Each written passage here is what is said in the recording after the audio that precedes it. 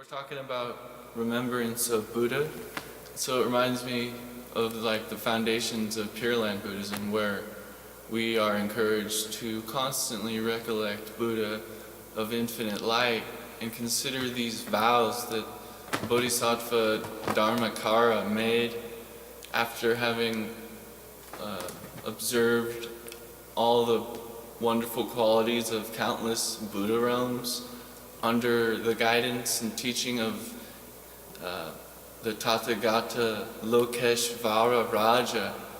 I don't know how to pronounce that correctly, but that was Amitabha's teacher when he was a bodhisattva on the path. He selected the best qualities of all these Buddha realms that he had encountered and been taught about, and he made vows and in order to create this universe with these special qualities that help practitioners attain to Buddhahood easily.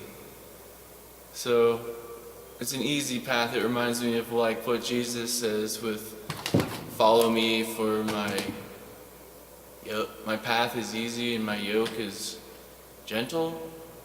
I don't know, something like that. But now I just want to share this from the Visuddhi Magga, this is the conclusion of the section where we are learning about how the Buddha is blessed. It goes through all these ways of understanding Bhagava, and now I just want to read the conclusion. So here we go. As long as the meditator recollects the special qualities of the Buddha in this way, for this and this reason the Blessed One is accomplished. For this and this reason he is blessed.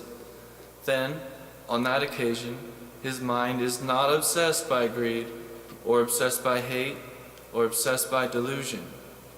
His mind has rectitude on that occasion, being inspired by the Perfect One. So now we have this feeling in our heart. We see a goal and we have an alignment with that goal. We're stoked. We have an awesome feeling. So when he has thus suppressed the hindrances by preventing obsession by greed, hatred, and delusion, and his mind faces the meditation subject with rectitude, then his applied thought and sustained thought occur with a tendency towards the Enlightened One's special qualities. So we're taking the Enlightened One's special qualities as our meditation subject. As he continues to exercise applied thought and sustained thought upon the Enlightened One's special qualities, happiness arises in him.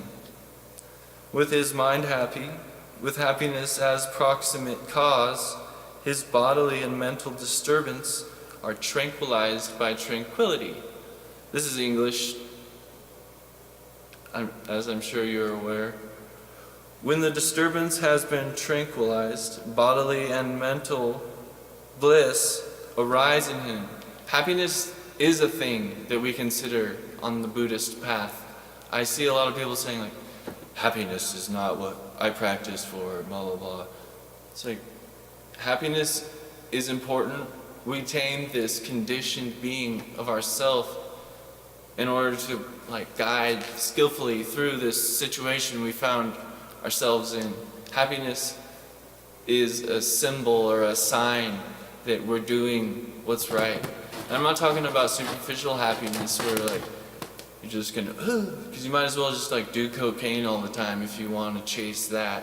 There's an unconditioned higher happiness. So back to this. So we just had body and mind tranquilized and bliss arise in him. When he is blissful, his mind, with the Enlightened One's special qualities for its object, becomes concentrated. And so the jhana factors eventually arise in a single moment. But owing to the profundity of the Enlightened One's special qualities, or else owing to his being occupied in recollecting special qualities of many sorts, the jhana is only access and does not reach absorption. And that access jhana itself is known as recollection of Buddha too, because it arises with the recollection of the enlightened one's special qualities as the means. When a bhikkhu is devoted to this recollection of the Buddha, he is respectful and deferential towards the Master. He attains fullness of faith, mindfulness, understanding, and merit. He has much happiness and gladness. He conquers fear and dread. He is able to endure pain. He comes to feel as if he were living in the Master's presence, and his body, when the recollection of the Buddha's special qualities dwells in it, becomes as worthy of veneration as a shrine room. His mind tends toward the plane of the Buddhas. When he encounters an opportunity for transgression, he has awareness of conscience and shame as vivid as though he were face to face with the Master. And if he penetrates no higher, he is at least headed for a happy destiny. Now, when a man is truly wise, his constant task will surely be this recollection of the Buddha, blessed with such mighty potency.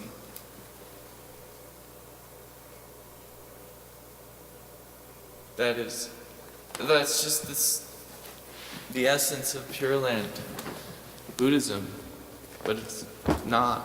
It's Theravada.